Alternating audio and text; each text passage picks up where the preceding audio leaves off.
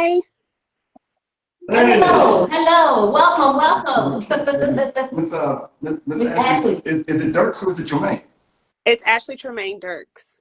Oh, Okay, that's what it is. no wonder. Okay, okay. We can honor one more thing, Ashley. Right. Miss Ashley, thank you so much for joining us. Yes. Welcome to Finding True Love Kingdom Encounters. Yes. We got a whole lot to talk about. Yes. I'm sure you do too. Yes, let's introduce her again. Yes, let's introduce her. By all means. Right, Ashley is 41. She's an educational relationship coach. Relationship with yourself and others leads to more peaceful life. A more peaceful life. Her business model is character development is essential to a healthy living. She is not only a coach, she's also a mother, teacher, humanitarian, philanthropist. She's also an author, a master recipient, and a woman of God. All right. As I said the last time, sounds like you're a little busy. Yes. Whole lot of accomplishments. So Ashley, talk to me. What's on your mind? Yes, you can take the floor, Miss Ashley. Okay, so I wanted to talk about preparation and growth while you're single, possibly dating in this day and age. This era is, oh my goodness, all the stories, right? That you hear, that you see, that Yes. not normal behavior. People stop listening to social media. That stuff is not. So as I'm preparing for this interview, this podcast for preparation and growth, I was writing down some notes.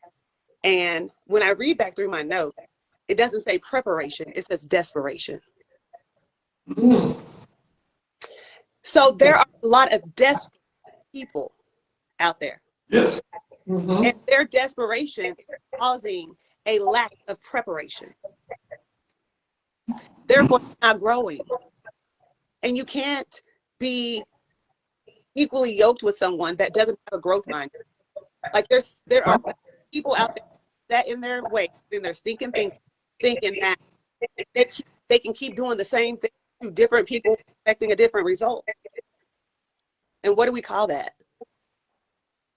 Insanity. People are walking around in the membrane. Yeah. There's a little bit of a lag in what I'm saying in your response, so I'm going to slow it down a little. Okay. Some of the things that I am working on personally and have been working on as a woman of God for the past 10 years. There's divorce and all the things, right? So we're not talking about that. That's over. So some things that I'm working on while I'm waiting for kingdom marriage is being okay with being alone, not being. Yeah. So when you've always had someone and been connected to even a group of people, you go into singleness thinking that you still need that connection with people. So when you become totally free, you begin to love what God loves. And if you could read Philippians 4:6-7 for me, we can talk about it. Okay.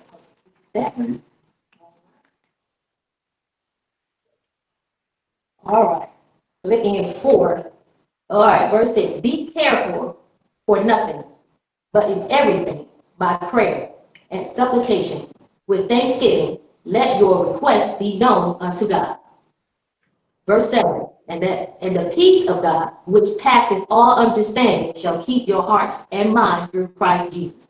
Amen. So if we keep our hearts and minds on Christ and we worry about nothing, not even a mate. See, we're no longer in a season of desperation because God is with us. So the connection that you're looking for is a connection with God.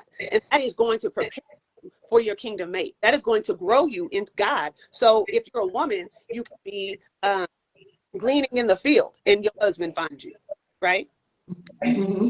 And if you're a man, then you will be doing all the things that you should be doing to find a wife, but not necessarily in desperation. You have all of your stuff together, and then God will send her to you. So again, it's preparation is a lack of desperation. Stop being out here being desperate and showing all your body and telling these women how much money you can spend on them and all the trips that you can take them on, knowing that if you take them on a trip, your life is going to be cut off. And if you show your body, you don't want to give it up. So there's a false hope of desperation, and you haven't even prepared yourself for the outcome of what you're doing. I've spoken that several times Yes. over the past few weeks. Yeah. Some advice that I would give to someone who feels discouraged in their singleness is the weight, the pressure of your waiting, the time is building your muscle memory. So the more you give time and the more you have pressure in that time, then you will become a diamond or a pearl, right? Because that's hey, you have to go through that weight. So don't discourage the weight of singleness because of your desperation. You will get discernment. It will grow discernment. You will grow your body, mind, your spirit. You will become more healthier. Not just because you know how people they break up with somebody, they are going to the gym. Yeah. Yeah, no longer are the days. You're supposed to be getting fine and going to the gym for you. This isn't for anybody else. And so when you are waiting and you're discouraged, invest in yourself. That's true. Yeah. Invest in yourself. Build yourself up. So God sends you or you find you don't have no work to do. It's just a Leo kingdom connection. And then you both can continue to grow together. And God is probably waiting on you to shift while you're waiting on him to move. And so when you are discouraged in your singleness, you have to seek first the kingdom. That's Matthew 6:3. Go ahead and read that for me. Okay. Matthew 6:3. But when thou dost aims, let not thy left hand know what thy right hand do. Seek first the kingdom of righteousness, and all these things will be added to you. So if you're seeking God first, he will add to your singleness, right? He will add to your singleness. He's not going to move until you shift your stinking thing, until you do the things that he's been asking you to do. And you know what that is. It's not for me to judge or prophesy, do anything. I'm not going to go nobody's business. I'm just going to put it out there so you can reflect and say, you know what? I really do need to tighten up shit because I'm skating on this, right? Everybody has work for them. Yeah, they do. In order for me to stay content and joyful in this season of my singleness, and it's been a lot of years, but it took me a lot of years to get here. This didn't happen overnight. I'm one of the ones that was listening to the people on social media. I was doing all the things my friends were doing until one day I was sick of me. So when you finally get sick of you, you first have to give yourself grace, right? Yes. You have to forgive yourself. And forgiving yourself is knowing all the stuff and you don't deserve the favor, but that's where the grace comes in. And that's in Psalm 16:11. Okay, let's see. So 16:11. Thou wilt show me the path of life. In thy presence is fullness of joy. At thy right hand there are pleasures forevermore. Yes, there is joy when we seek God because he has given us favor. He has given us grace. In Proverbs 17:22. He that has a forward heart findeth no good. He that has a preference tongue falleth into mischief. I'm sorry, there was a cutout, but that's okay. I can still speak on it. So we have to give ourselves joy. We have to give ourselves grace. And then we find joy in the Lord, right? And so we also be forgiving, not only to ourselves, but the people that did us wrong. So you can't go into a new season and you can't be new because God's not going to pour new wine in old wineskin. You have to renew yourself daily. So this is the first time that we've lived this life and we don't have it all figured out. So we have to learn from our mistakes. That's discernment. And keep that same energy that we had when we were angry to be better. So I'm content and I'm joyful because I have forgiven myself. I have forgiven the people that have done me wrong because God has forgiven me as far as it is from the west. That's that same energy that we have to keep in our singleness so we can be sent or found. Having an overflow of communication and not being able to be misunderstood. So I might overly explain myself just so you know exactly what I mean. Because some people, they won't ask for clarity, but I'm going to clear it up in my speech just because I have been misunderstood before. And knowing those things about myself, it has allowed me to be very direct with dating. You are not my ministry. you're not my caliber, you're not for me. You know, you have to say those words. And then at some point you just have to say, you know what, I'm not gonna block you. I'm gonna pray for you. And then every time they call, pray for them. Every time they text, send them a prayer. If they're gonna be there, if God has something for them from you, let God deal with that. That's the what society says is, oh, I'm gonna block them and I'm gonna diss them and I'm gonna badmouth them to other people. God's not gonna bless you with another person if you do that to them. That's ugly. That's right. That's right. That's so true. It is, in my own experience, it is so hard to forgive people when they have lied and slandered you so badly. Mhm. And when you know you need to forgive them, but at the same time, something just won't let you. It takes time, at least in my case. I have come to forgive a lot of people, but I'll be lying if I say there are some that I have, and I know that I have. I'm still a work in progress. I'm still a work in progress. But I know that I have to do this.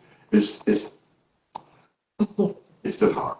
Yeah. It's okay, because God's gonna give it to you, right? God's gonna give it to you. When you get that release, when you really just now, I have an ex-husband. He was not the best husband nor the best father. We ain't gonna talk about that. When God started praying for that man, it wasn't because I needed to pray for him. I needed to pray about him to God so God could release that anger from me. So now when I'm encounter with that person and or he does something, it doesn't trigger anything in me because Mhm. that's my heart. I already felt that up with joy and forgiveness that's irrelevant. Moving on. Because sometimes you're giving energy, sometimes we give energy to things that God doesn't want us to give energy. And we have to realize if it's taking more time for us to think about that thing than to think about God, we're robbing God and he's a jealous God. Yeah. Yeah. Yeah. That's so true. Hmm. When we talk about forgiveness, like I had an ex. Like I said, he's my second husband. I'm his first wife, but I had to forgive that ex of mine, and I had to forgive him also for me because I knew what God had in store for me. You know, to find my right rib. Like I said, I just got into marriage thinking I had to be married because everybody else was doing it, but he was not my right rib. You know, so 5 years later, you know, I was praying to God, when you're going to send me my man, my rightful man and rib that's for me, and like I keep saying, it was prophesied to me saying, I was going to find something within a month. God showed himself. He gave me Rob, you just have to forgive him, yourself, love yourself, and just trust God, that he's going to find the right one for you. He may not come when we want him to come, but he's always on time. Always, always, always, always. Mhm. Yeah, so that's just a little bit I have about preparation and growth. Just hone into that discernment. Don't be desperate. Seek God in everything you do. Pray about it. I'm at this good old age of 41 where if we don't have plans, I'm not going. I have to prepare myself mentally. I can walk out the house like this anytime. But right here, you might get hood me or save me. And I want to give save me, but if you catch me in the right spirit, I'm gonna give you hood me, and then I'm gonna feel bad. There you go. It's like that is so true. That is so true. We have to prepare ourselves daily and even moment by moment to deal with God's creation out there. Because some of them, they done built the Tower of Babel, and I'm still shocked that they're here. So I can't go out there unprepared. That's why it's very important not only to prepare yourself for dating, just to prepare yourself in general. You have to be that type of person where whatever room you step in or whatever scene you're on, you are consistently yourself. And they know who you are. They know Yes. there's no guessing what mood she's going to be in today. There's no guessing of, what role is she going to play today. I wear many hats, but I'm still me through and through. Mhm. Wherever I go, people like, I love your energy. I love your spirit because I'm not going to fake and shake with you no more. I'm going to call a spade a spade. So please don't ask me and please don't invite me if you don't want the real raw me, because I'm not going to put myself in that shell to appease anybody, because I'm God's vessel. And what he tells me to do and what he tells me to say, I'm going to do and say. That's right. That's right. There's no use to change for anybody. You always be yourself. Because if you change, you got to fake everywhere you go. Well, um, I think it's okay to change if you find out that it's beneficial to you. If you've been, like, for example, what I mean, I can remember a time where there was a young lady that told me that I like drama. And I looked at her kind of funny. I'm like, I don't like drama. Why do you say I like it? She said, well, you do like drama. I said, I do not. She said, yes, you do. I said, no, I don't. She said, then why do you only deal with people who bring you drama? And I'm like, and lo and behold, the term, you are what you attract. And when I got to thinking about that, I turned the mirror around and looked at myself. I said, am I drunk? Am I trying? I am drunk. So then I started thinking about, okay, I need to make some change. I don't want drama. I don't want to attract drama. So I started making some changes in me. I started being a little more selective about the people that I get close to, the people that I say something to. When I said it before in the earlier show, when you dress a certain way, I'm already perceiving you to be a certain way. If you dressing like a little hook, I'm looking at you like a little pimp. So like I'm looking at you. And when I stop that, when I start walking away from the little hookers and stuff, you got everything showing us, and this thing. Yeah, that's drama right there. So like, when you dress like a lady, I'm coming at you like a gentleman. That's absolutely. And so much in my life changed. Yeah. Rob, that's beautiful. Listen, it took me a long time to learn that. It took me, I'm probably 40 years old by the time I learned that. It takes us a while because again, this is our first life. We only live once. There's no there's the Bible, but how much of that do we really understand if we don't submerge ourselves in it? We can go to church every Sunday, Wednesday, Friday, choir practice, and still not know what it say. That's right. That's right. That's why he said, know that word for yourself. Yeah. So when you, and basically Rob is saying, when you know better, you do better. Right. That is so true. When you knock your head up, stuff like I did, you go through so much as I went through, and you start asking yourself, why do I keep running into these type of things? And it's because I'm making bad choices. I'm looking at stuff. You look at somebody and say, yeah, she's no good for me. But yeah, she got that mini skirt on, heels, and that blouse is wide open. Some of that flesh starts talking to you. I'm gonna give her a shot. And then when you find out she's crazy, you go down to crazy. You realize, this I should have kept walking. Listen, I know, believe me, I know. I've been single for 10 years, probably a little bit more than that, probably a little less. We just gonna round it and say 10. So I definitely know. And I thought, let me show a little flesh. But the attention I was getting, I was like, this is not for me. I don't like this. Right. But I was trying to be on the scene, like the rest of the girls. Yeah, when I start dressing like my normal self, like I'm comfortable, this is what I want to wear because it feels good on my skin. I ain't showing too much. Then I get approached by different men, but even some of them was like, "Do you see what I look like? And you see how you talking to me?" I have had some. I'll tell you one argument. One debate I had with one girl. Me and my boys, downtown Detroit, we had the African American Festival. And we would go down there every summer just to holler at guys. And I see this one girl, and I don't even know what she had on. What she had on, might as well just took it off because you could see everything. You wasn't covering nothing. So as soon as I seen, I was like, oh, what's up? And I walk over and I said, what's up, girl? I said, listen, we might as well just go and take her. And she had the nerve to be upset because of the way that I was approaching her, And she's like, excuse me? And I said, what's up? Let's go into the car, And she's like, no, you're not coming on me like that. I said, what you mean not coming? I said, it's obvious you want some attention. Here's attention, And she said, just because I dress like this don't mean I want attention from you. And I said, well, when you dress like that, you get to pick and choose who you want attention from. That part. Go into the car. When you won't, then look past you anyway, because that's not what exactly. Don't realize. Like I was at the dollar store earlier, and this girl was in there, and I could see half her booty cheeks hanging out her shorts. Right. And, I just need some bleach. This is the dollar store. I'm trying to figure it out. Now, there's this little brunch spot over there by the dollar store, so I figured she was going over there. But if you going over there with your booty out, and she was driving a nice Porsche, she looked like she had some money. But what kind of attention are you that desperate for attention? Exactly. And it's just me because when I see females like that, especially with our race, I get embarrassed. And I be just like, why we have to look like this? Why can't we just respect ourselves, especially if you're a mom? You go out any kind of way. Then if your daughter grows up and she say, well, you dress like this, and now you want to change the whole thing. You can't dress like this. She see you dress like this and she growing up. But we have to, as women, we have to have respect for ourselves. We just can't look any type of way. I can't say I never dress inappropriate. Because I always say I'm a mom, I'm a grandma, I am a wife. You know, I do not want the attention.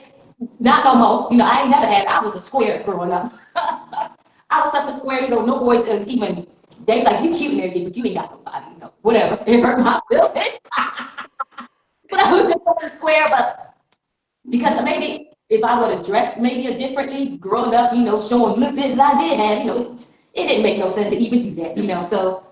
You went fast. No, I wasn't fast. Mom would beat me. I'm talking about she would beat me. Oh, that's why I be going out the house. You know, you embarrass me. Right. From this point, I still, Rock my witness, no. If I go out, babe, it's okay. Am I representing the Matthews last name? He's like, yeah, you are, you know. So. At the same time, I wouldn't want her dressing too provocative. That's gonna get me jumped. You know, somebody get me, you know. And I don't understand why men, now I'm not a man, so I don't understand why men who say that they're ready would even pick up on somebody like that. Mm-hmm. Because if you like, you gonna get that same energy throughout that whole relationship. So if she was dressing like that when you hollered at her and you decide to continue that and she's still dressed like that, now you got a problem with it, that's your own fault. Yeah. That was destined to fail. Because if that's what you're looking for, then keep that same energy. Yeah. Yeah, men who say that. About, oh, I just want my wife to dress more stop being so revealing. That's how you matter. Yeah, that's it. And you all right. That's how supposed to do. You can't change it now. This thing, you can't turn a hoe to a housewife. I heard that somewhere. Yeah. No, that's what they say. That's what they say. I mean, some can't. I've seen it, but it took a while for them to understand that that's not what their husband wanted, because they only continued to do it because he liked it. And then until he stopped liking it in public, then that's when it became a problem, because when they go out somewhere, everybody's looking at my wife and I don't want to. And so then that's become a problem. But it's like, but you egg it on. You be like, yeah, wear that, ew. And then and then when it's out there, it's out there. That's true. As a man, I can tell you, when a single man sees a woman dressed like that, it ain't but one thing. Right. We're going to go to the house, to the hotel, whatever, business, see you, you can go home now. It's so like that. We ain't trying to lock it down. No, not at all. Put them in this little category. In our book, well, we got cell phones now. So, you know, something like that. This little category. There's some of them nights when you lonely or ain't nothing going on, you know, let's see what you mean. But a girl. Right. And then, and that's that. To segue on the flip side, men out here flaunting what they got. Oh, they got nice cars, they got money, this, that, and the third. They pictures of they tripped in Bahamas, not knowing them pictures was 5 years ago, but we're not gonna talk about that. That's right. That's right. I'm so glad I was never caught up on material stuff, you know, growing up, you know, it didn't entice me with all that stuff, you know, because we met. I had my own car that I had gotten after my divorce. I had my own place, you know, and I was just getting by. But I was happy with my little shack I had in my truck, you know, because I got it on my own. There wasn't no man helping me, you know. But, Okay, let's see. What's your idea of a perfect first date? Ooh, my idea of a perfect first date would be somewhere outside in like October, November, where it's not too hot, not too cold, and good conversation. It's probably like apple cider or something warm to drink, and just really just feeling God's presence in the atmosphere, in nature, and just having a candid conversation that probably can last from the time the sun starts to set. That's my perfect first date. Oh, like now. You like a little chill outside, huh? Yeah, that way you take cold, I can be like snuggle up just a little, because it's always nice to feel some body heat. But if I'm hot, then it's like, oh, okay, I don't want to be too close. I might take my little hoodie off, because listen, you're gonna wear some hoodies, some jeans, and some Timbs with me. Don't play with it, you know. Ain't no wrong with that. Nothing. But I don't want to feel pressure. I don't have to feel like I have to dress up, be uncomfortable in some high heels. I don't want you to feel like you got to spend no money, because that's the first date, and it should be simple. It should be simple. Yeah. Well, what state are you in? I'm in Dallas, Texas. All right. Texas. I think wasn't Donna in Texas? Yeah, Donna was in Texas. Yeah, we had Donna on last week. She was in Texas as well. Y'all Say had, again? I don't know. Anyway, he's a musician. But anyway, Okay. All right. What? Which one? That don't matter. Hmm. No, she did these first. Okay. Do you have a funny or awkward dating story that you'd be willing to share? a funny or awkward dating Story. story. Yeah. I have so many. I'm willing to share. This is rated R. No, I'm just kidding. It's not. So let's see. Awkward dating story. Oh, so I was talking to this guy, and this isn't even, we didn't even get to the date. I texted him. I was like, "Hey, do you want to go to Kiss?" He read the text as, "Do I want to give him a kiss?" So he was like, "Yeah." There's this place in Dallas called Kiss. It's a restaurant lounge. And so I'm getting dressed and we're supposed to meet up. So we meet up and he's looking at me like, "Why are you all dressed up for this Kiss?" I said, "Yeah, put it in your GPS and we'll go." And he's looking at me very confused. And so he was like, "I thought, why we got to go somewhere for you to give me a kiss?" "Who said I was kissing you?" He said, "You did in your text message." I was like, "You know what? I'm going back to the, I ain't even got the answer." Lord, that was something. Yeah, needless to say, I've never spoken to him again because all he wanted was a kiss. Like, you thought that you wasn't going to take me on a date after we talked about going on a date and you thought I was going to get in your car to give you a kiss and I'm dressed up? Like, it didn't make sense. Make that make sense. That's probably what he wanted. You know what I'm saying? That he probably wanted to see if I was going to take you there with him by giving him a kiss. Oh, You know how men are. yeah. Nobody else to do it. That, I got another question I want to ask. And I'm asking this because the relationship that I was in, when I've done this, the look on her face was classic. Has a man ever broke up with you? Oh, there's no after that. Has a man ever broke up with me?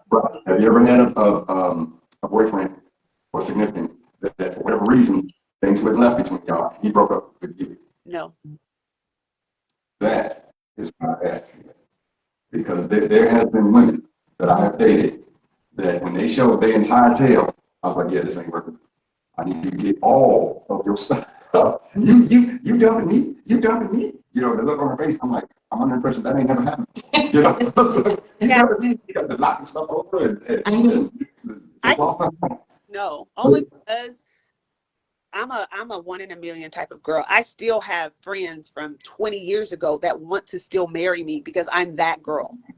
They messed up after the great and the second and the third and the fourth chances, and they messed up. So now it's like, you know what? I will be your friend. I will pray for you and your family, but you will never be able to get in between this anymore. You wouldn't believe how many of my exes is watching Cat Facebook. Oh, I'm sure envious. Wait to see if we broke up. Yeah, You know, post pictures every day, you know, it's. you know, I saw every now and then I get a text, you know, I know you still love me. I'm like, who is this? I'm like, you know, I still love you. I don't know who you are. You You know, start, Yes. And if y'all wonder why he didn't say Rob had his phone number for about what, 20 years? I got this number in 2003. Yeah, so it's been a minute, so he's not gonna change his number. So if they wanna call some other numbers, ask stupid questions, you can feel free. feel free, but you know what, Rob? Y'all just hit him with the "I'm praying for you." Yeah. Watch prayer work. Watch prayer work. They gonna be so the devil gonna be so sick inside of them. The devil gonna torment them so that they gonna try that stuff with somebody else. That's just nasty. Mhm. Yeah. Mm-hmm.